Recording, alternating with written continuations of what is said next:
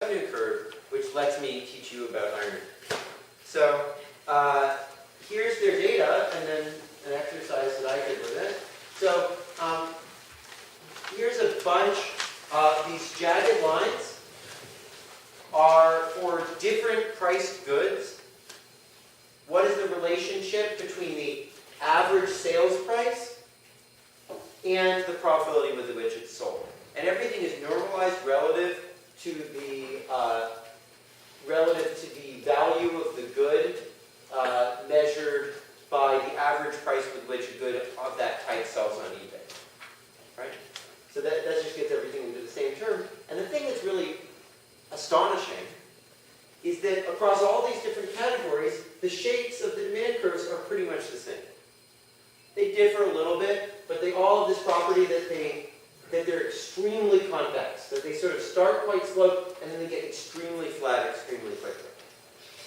And remember that when things are very convex, the marginal revenue is going to have an interesting relationship with the demand curve, and the pass-through rate is going to be very, very high. Right?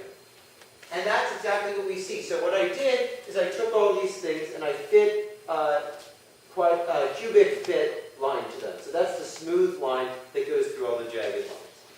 Right? I think it's blue. It fits pretty well, and we can then just use that to draw out a marginal revenue curve.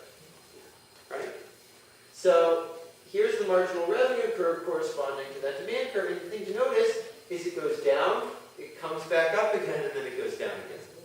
So it's not monotone decreasing like all the other marginal revenue curves I was showing you.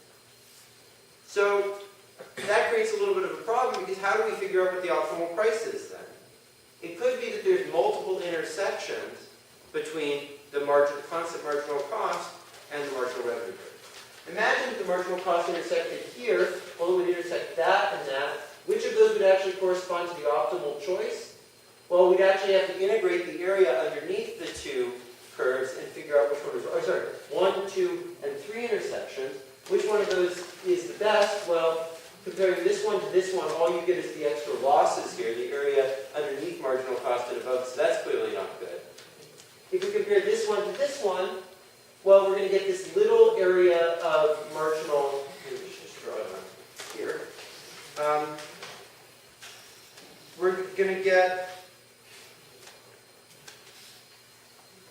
this little area down here of loss, but we're going to get this big area up here of gain. And so clearly this point over here would be the optimum. Now, on the other hand, consider if we had marginal cost up here, well, we would get this little area of gain by charging over on the right-hand side, but we would lose this big area down here. So in this case, the optimum is going to be over here. Now, a way to avoid having to do that separately for every different marginal cost curve we do is we can actually construct something which is called the ironed marginal revenue curve, which avoids this problem by making the marginal revenue curve monotone. How does it do that? Well, so what you do is you start out with a horizontal line at the bottom of the point that's problematic, where at the bottom where it just starts to turn on, right? Then you start raising that line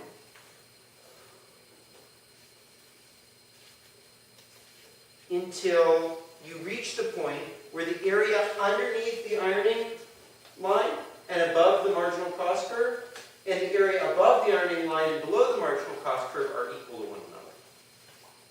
Because that's exactly the threshold in which you're going to want to choose the point on the left versus the point on the right. And that's what I've drawn here. Here's the ironing line. It's at about 0.8% of the average sales price on eBay. So what that says is if your opportunity cost of the sale is less than 0.8, you're going to want to sell the good with very high probability by getting a low average price and a very low reserve price, essentially no reserve price. On the other hand, if it's above 0.8, you're going to want to sell the good very infrequently by charging a high reserve price, something like 1. But you're never going to want to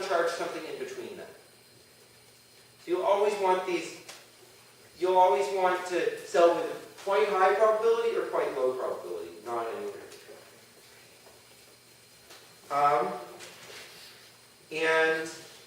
Yeah, so that's basically ironing. Anytime you have a non-monotone marginal revenue curve, or anytime you even have a cost curve that goes up and down, you can always turn it into something that's monotone using this ironing procedure. And that avoids the complications and lets you do everything graphically. Yeah, go ahead. What's behind this non-monotonic? Why is it non-monotonic? Well, the demand sheet is what's behind it, I guess. I mean, so the story that Levin and Einov tell is sort of that you're pretty much guaranteed to sell the good if you don't, if you charge a reserve price that's like a reasonable fraction of the price, right? I mean, like a third or something. You're almost guaranteed to sell. And so that's why it's so flat in this range over here. But then once you start getting up higher, it actually starts reducing your probability of sale somewhat. So that's sort of the idea, I guess.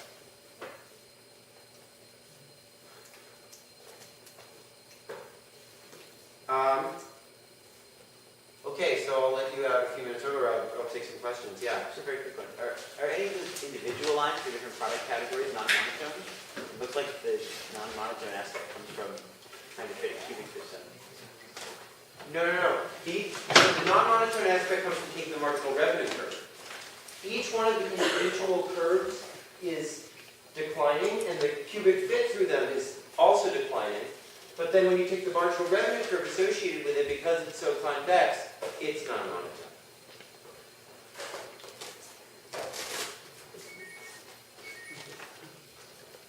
Yeah?